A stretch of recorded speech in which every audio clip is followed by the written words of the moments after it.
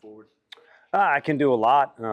It's pretty cool to see. I think it did just as much for his teammates as it did for him. They were thrilled and, glad it worked out the way it did. Kind of call it, getting the monkey off his back or whatever you want to throw on it. But the bottom line is the kid's worked his butt off. So anything he gets, whether it's a blue pit or ball going over the fence the way it did, he deserves it. And, had some lady yelling at me for bringing in a pitcher there late so you can criticize whatever strategy moves, but that was one that worked because, KT and Cannon were on that field till about 10:15 last night taking swings. So we had Cannon hit for KT, and KT was happy to hand the baton off and said a couple good words to him. And it's pretty neat how that little deal worked out right there on top of, like you said, kind of getting that thing past him. He's a kid that try hard is never going to be an issue. If it is, it's going to be maximum effort, and I think maybe it'll allow him to relax and play to finally answer your question. It's obviously hard to be a player who's not in rotation as much as you want to be, but how did that at bat and that home run really kind of encompass like the teammate that he is, whether he's in rotation or not? Yeah, no, he's been an excellent teammate, and you find yourself at times, we talk with the team, we're past the point in the season where we can hand out charity. And no one loves a teammate factor as much as me. And being a guy who was at the bottom of the depth chart for Coach Jameson, who's in the other dugout, and he was always so good to me. You want to be good to the kids, and you want to reward them with repetitions. But we're kind of past that point. We have to plan for bigger things and be ambitious about being the best version of our team we can be on the field. And he's fully capable of doing that. And like I said, he's earned anything he gets. But the one thing he showed is we've got a lot of different weapons that we can utilize. And if everyone is just even coming close to what they're capable of, not trying to do too much where they drowned it out, and then I hesitate to even say someone not being focused, but just not being the best version of themselves. As long as we're kind of in that range where we're even close to being who we are, there's a lot of weapons and a lot of guys who can be the guy on any given day. Because you're not going to have all 9 guys go crazy in the lineup on one day. And fortunately for this team, I think we're always going to have a couple guys that can be a threat and help us produce. What's been the key to AJ getting back on track? I think it was just a moment in time where he realizes he's on a big stage and takes the time too much to look around and realize all that's going on, and a couple things, kind of downward spiral starts. They snowball for him, is what I want to say. So I think it's more about those moments being kind of a curb that he had to get over or even go around. I think he's just back to being who he was, being his true self for us. He's been that way since he's shown up, and I'm not saying he hasn't evolved in a few different ways, because part of evolving is getting your teeth kicked in a little bit. I think the best guys have to do that. And then even if not, the best guys I've been around, if you truly attack the zone, the league will get you. And not just the league, college baseball. Marshawn Lynch, I think, is the great American philosopher. I think he said, you're going to get got, but I'm not going to get got, or whatever he said. He can say it better than I can. So he got a couple times, but he's done pretty well since then. As a coach, is it harder to get a guy who doesn't play as hard as you want to play harder, or is it tougher to take a guy who does play really hard but maybe needs to channel it differently? Which is tougher to do? I don't know which is more difficult. I'm having a difficult time trying to remember that exact quote. I'm going to go watch that on YouTube as soon as we get done. But I think what's better, I don't know to answer your question, what the accurate answer is for other coaches. What's better is to have that fire burning too bright and have a Drew Gilbert where he's literally out of control as a freshman in the fall. But there is no day where you question whether Drew Gilbert is going to swing with conviction, whether he's willing to run through that wall. And so what you end up doing is you make adjustments where, hey, in practice, you're not allowed to get near the wall anymore. That is a moment in time where you're like, man, I've coached a lot of guys that are skittish, around that. And so that's just a minor example of much rather have the fires burning too bright in a guy like Robin Villanueva is a maniac in here in the cages today. And we recognize that because he wants to do better and he wants to be out there and contribute. And Peebles is like that all the time. And you'd rather have to call a guy in like Andre Lipsius, who's in here and like, dude, that's too many swings. Like, I like working hard. So that is better. I don't know which is easier. With AJ, is it for you? Is it kind of tentative to move him into a different role since he's kind of found his footing here, or do you feel confident that whatever will work with him? I'm with him. I think he's such a valuable weapon. You know, Frank was making fun of me in the corner of the dugout today because we were throwing around different ideas, and you'd like the guy to be able to pitch every day for you. It's a challenging look for the hitters. It's a guy who our team loves playing behind.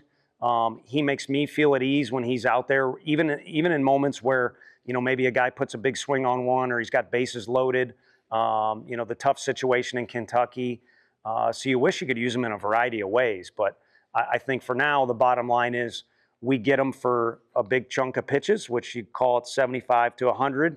And so when we first kind of, against LSU, made a little bit of an adjustment, you know, you could call it a different role, but at the end of the day, it was the same thing when we started against Texas Tech.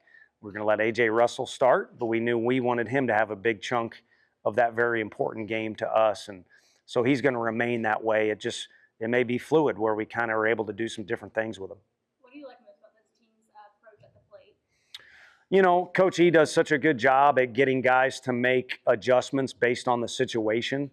And tonight puts on two bunt plays.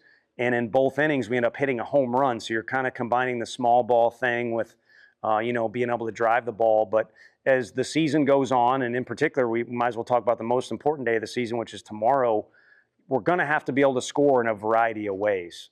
And so far, our guys have done a nice job of adding a pretty good Rolodex of different ways, whether battling with two strikes. You know, we've been able to take some walks. There's been some guys take some hit by pitches more recently, as painful as it might be, and again, getting a bunt down. So you got to get, I don't think creative's quite the word, but you got to get in a mode where you're almost trying to constantly solve that puzzle of how do I be the best version of myself, but not, you know, ignore the circumstances of who's on the mound, what team we're playing, what's going on with the, you know, the zone that day or the scoreboard, what the score is. So they do a nice job of navigating through that, and I think they got good leadership to do it. Yeah, how has Coach E really transformed like the guys at the plate, maybe the last couple of seasons in particular? I think, you know, taking that strength they get out of the weight room with Q and applying it the right way. Unfortunately, this is not a sport. You know, taking, you know, from the first pitch we had tonight was pretty cool. You know, we were already hyped up about next fall for the football team, but this is not a sport where you can enforce your will and hit somebody real hard or run into somebody as hard as you can. It's a different kind of intensity with baseball. So I think because he was that big, strong guy and had immense power and had to learn how to become a complete hitter at a high level in college and, of course, in pro ball, he can speak the language to those guys. Whereas I was never in those shoes, in those spots where the other team's scouting report revolves around me, or the pitcher's making this adjustment, or I need to sit on this pitch in this situation. So, again, I think he leans on his experience and is able to relay that to the guys in a way where they really trust him. What's he different about Carlos tonight? You know, not to discredit the guys he was facing tonight, but Waldschmidt's a maniac. And, you know, he starts that inning off the way he did, and after that, he was fine. But he only faced a couple guys. So we made the decision, and you got to live and die with your decisions. And I think the guys are on board, and they trust the coaches this year, which is awesome. And we trust them. So that means we feel like we can move different pieces around and hit Colby Backus tonight. So I didn't see anything that was poor last week. I think he was in a little better rhythm, you know, in the two home games than maybe that one. But overall, he's been great for us. And you kind of know you're going to get, you talk about that fire, he's going to be intense. And he's going to give you all he's got until you take him out of the game. And again, I think a credit to, you know, the leadoff hitter he faced against Kentucky more than anything. Blake's hit streak came to him tonight. Just now looking back on it, how impressive was that stretch for him? You can call me a liar, but I asked, his takes weren't very good tonight at all. They were reminiscent of freshman year, and I asked one of the coaches, what's he doing? And they brought that up. I didn't know. I did know at Kentucky, he smoked the ball to right field, and someone said he had kept it alive, but I just didn't. And maybe not reading into that stuff. And then, of course, the crowd started cheering. So he has the record? Okay, so we're good. Yeah, we're good. He's going to Blake Burke is going to be just fine. And maybe it's good he's got that behind him. Obviously, You know, you can't. There's no infinity for any of those streaks, and I can make a bad underwear joke with streaks, but you know, we're not. You know, I don't think we're trying to accomplish, you know, every individual achievement we can with our guys, and I'm playing off what they talk about in the locker room and out on the field is they want to win. So in a situation where it's different, obviously he struggled a little bit tonight because he looked like he was pressing. But if you do have a hit streak going on, and we ask you to bunt like we did Cal, and you also get hit by a pitch like Reese Chapman did, and you also hit a ball like Simo did to the second baseman, where it was an absolute missile, and those are your only 3 at-bats, how's that not a good night at the plate, you know? So I'll take Blake Burke 0 for 4, 5 for 5 any day of the week, and he's kind of already established his status as a Vol. He's right up there with anyone you can, you know. He's his own guy, but, you know, JP, Todd, any of them, he's a Vol legend. I'm going to get